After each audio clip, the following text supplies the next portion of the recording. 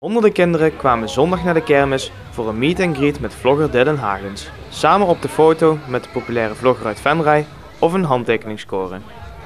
Het was heel druk op het Schouwburg en Raadhuisplein, waar Dylan 2 keer met zijn fans op de foto ging.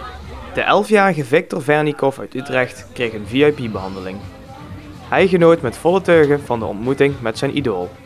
Victor, je hebt net een meet and greet gehad met Dylan en hoe was het? Superleuk. Echt superleuk. Het was echt vet gewoon.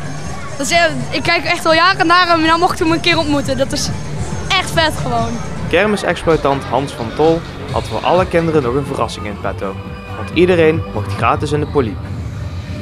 Hoogtepunt voor Victor was het moment dat hij samen met Dylan in de attractie mocht.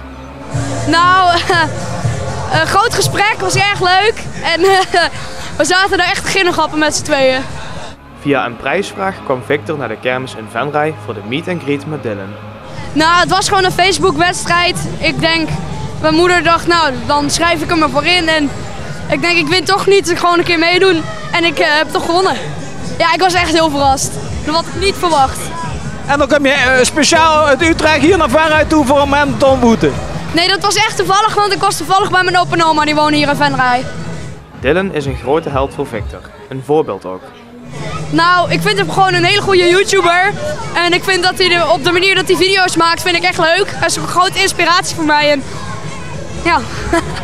Je zegt een grote inspiratie, wil je dat zelf ook gaan doen dan? Ik ben er zelf al mee bezig eigenlijk. Maar ik wil ook later, als ik iets mocht wensen, dan zou ik later net zo groot als Dylan willen zijn. Net zo beroemd, net zoveel kinderen die naar jou toe komen.